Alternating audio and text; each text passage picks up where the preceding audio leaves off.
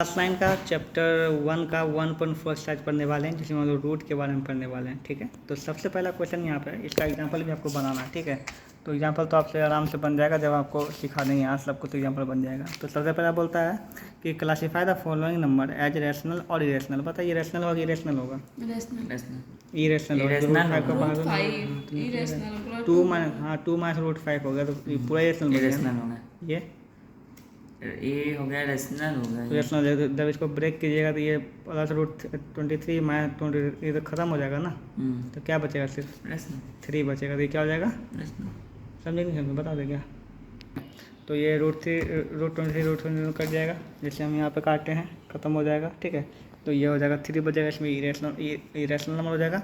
यहाँ पर भी 7 2 रूट 7 है, 7 रूट 7 है, 7 कट जाएगा यहाँ पे इस तरह से। तो क्या बचेगा? 2/7 बचेगा। 2/7 क्या है? एक इरेशनल नंबर है। ओके, 1/√2 कहीं भी कट नहीं सकता है, तो क्या है? इरेशनल नंबर है। ठीक है, और 2 पाई क्या है? पाई एक इरेशनल नंबर है। ठीक है, तो ये 2 पाई हो चाहे 4 पाई इरेशनल नंबर ही होगा। ओके, यहाँ पे आपको मल्टीप्लिकेशन सिखा चुके हैं, इसको कर लीजिएगा। यहाँ पे स्क्वायर तो क्या कीजिएगा? कट जाएगा ना जी नहीं, यहाँ 2 अंक है, सिंगल से 5 पे तो स्क्वायर 5√5 स्क्वायर है। ये स्क्वायर का मतलब हुआ ये कि आपको जो है, जैसे कि मान लीजिए 4 का स्क्वायर है, तो 4 का स्क्वायर का मतलब हुआ कि 4 × 4 1 जी हुआ ना। तो √5 + √2 का स्क्वायर से √5 + √2 का स्क्वायर का क्या मतलब हुआ कि √5 + √2 फिर इंटू है √5 + √2। बात समझ में? 4 का स्क्वायर मतलब 4 × 4 होता है, तो इतना का स्क्वायर इतना इंटू फिर इतना। ठीक है, तो आप तो जानते ही करने की इससे बात हो गई। 5+2 आंसर। ठीक है, थर्ड क्वेश्चन बोल रहा है कि recall pi define as ratio of circumference, या फिर सी बोल सकते हैं, of a circle to its diameter D. ठीक है, that is pi equal to C/D। मतलब हम लोग जानते हैं पाई इक्वल टू जो होता है C/D होता है। ठीक है, this same is contradict the fact that pi irrational number. लेकिन बोल रहा है, लेकिन ये तो पाई एक इरेशनल नंबर है, तो ये P/Q के रूप में कैसे हो सकता है? तो पॉसिबल नहीं है। ठीक है, तो पाई का वैल्यू C/D भी होता है और पाई इरेशनल नंबर है, ये दोनों कैसे सेम हो सकता है ये तुमको बताना है।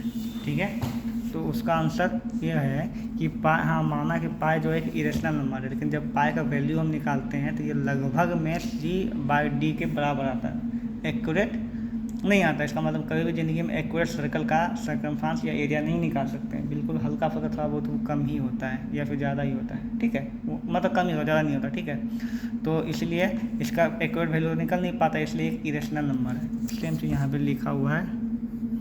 ओके, तो आंसर है विथ अ स्केल और टेप। मतलब स्केल या टेप किसी से भी नापो, है ना, we get only approximate rational number as the result of our measurement. हम चाहे कुछ भी मापेंगे, C और D का वैल्यू जब निकालेंगे या फिर सर्कल को निकालेंगे, मेजर करेंगे रियल में, तो हमको अप्रोक्सीमेट निकलेगा। क्या निकलेगा?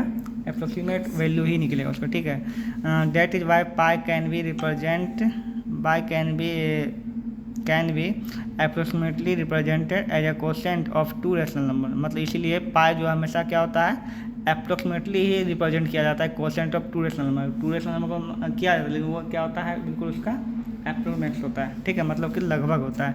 As a matter of mathematical truth it is rational. इसलिए जो है मैथमेटिकल ट्रूथ के कारण ये जो क्या है, एक इरेशनल नंबर है। इरेशनल नंबर क्यों है? क्योंकि हम कभी भी किसी भी सर्कल का जो वैल्यू जो है, ऐसे अगर सर्कल का वैल्यू जो है ना, इसका पूरा कितना होगा, इसका वैल्यू हल्का सा थोड़ा सा तुम्हारा बच ही जाएगा, ये निकलेगा ही नहीं वैल्यू कभी भी। ठीक है, तो इसका पूरा वैल्यू नहीं निकलता क्योंकि इसका पाई का मान इसका एक्यूरेट नहीं है। पाई एक इरेशनल नंबर है, फिर भी हम 22 के साथ पाई को लेकर चलते हैं। ठीक है, इसका यही कहने का अर्थ हुआ। और अगर आपको समझ नहीं आए तो इसको रिमेंबर करके चले जाइएगा। तो ये 4 नंबर जो है ये क्या है, रिप्रेजेंट √9.3। √9.3 क्या है, एक इरेशनल नंबर है। ठीक है, √2 को नंबर लाइन पर शो कर चुके हैं, लेकिन ये पॉइंट में, वहाँ पर पॉइंट में नहीं होता है ना, तो पॉइंट वाला कैसे करेंगे ये हम लोग सीखेंगे। लेकिन उससे पहले इसको पहले कंप्लीट कर लें। ठीक है, rationalise the denominators of the following. मतलब इसमें जो है अभी आप जो रेशनलाइज सीखिएगा। ठीक है, रेशनलाइज क्या होता है वो करना सीखिएगा। ठीक है, ओके, देखिए यहाँ पे रेशनलाइज करने का आपको 3 तरह का क्वेश्चन हो सकता है, ठीक है। पहला में सिर्फ यहाँ पे √7 1 अंक रहेगा, दूसरा में आपको 2 अंक रहेगा, बाय वहाँ पर सिंपल 1 अंक हो सकता है, ठीक है। दूसरा में इस प्रकार से, तीसरा में, ठीक है। तो ये मतलब सिमिलर ही है, बस इसमें थोड़ा सा अंतर है, ठीक है। रेशनलाइजेशन का मतलब हुआ कि आप जो है कुछ ना करके भी कुछ कर दीजिएगा। फॉर एग्जाम्पल मान लीजिए यहाँ पर 2 है, 2 में 1 मल्टीप्लाई करेंगे आप क्या बोलिए, कुछ नहीं किए, ठीक है। ठीक है, हम बोल रहे हैं 2 में 2/2 मल्टीप्लाई करेंगे तो कुछ होगा, क्या होगा, कुछ नहीं होगा, ये तो कट जाएगा, फिर 1 ही ना आएगा, तो फिर तो वैल्यू 2 ही आ जाएगा हमेशा। रेशनलाइजेशन में भी हम लोग ऐसे ही करते हैं, ठीक है। इसमें जैसे 1/√7 है ना, तो इसको रेशनलाइज करने के लिए मल्टीप्लाई करके √7/√7 ऊपर से, मतलब ये जो नीचे है उसको ऊपर भी ऊपर नीचे भी, अच्छी दोनों काटेंगे, कितना है वैल्यू इसका 1 आ जाएगा, कोई वैल्यू चेंजेस नहीं होगा। अब इसको आपको काटना नहीं है, इन्हें काट के फिर वही ला दिए, तो फिर रेशनलाइज क्या हुआ, मतलब ये बताया कि हम लोग कुछ नहीं करके भी कुछ कर रहे हैं, ठीक है। तो ये √7/√7 कर दिए। अब इसको मल्टीप्लाई कर दो, 1 × √7 कितना आएगा बताइए, और √7 × √7 कितना आ जाएगा, 7 आ जाएगा, ठीक है। तो रेशनलाइज करके इसका इतना आ गया, ओके। ये इसका रेशनलाइजेशन हुआ, इसका सीखते हैं। इसमें क्या होगा बताइए, यहाँ पे मल्टीप्लाई, नीचे भी वही, बस इसमें एक यही अंतर है, ठीक है, कि अगर यहाँ प्लस है तो आपको यहाँ माइनस करना पड़ेगा दोनों बगल, और अगर यहाँ माइनस है तो यहाँ क्या करना पड़ेगा आपको, प्लस करना पड़ेगा। ये अंतर है, इसको दिमाग में रखिएगा, ठीक है।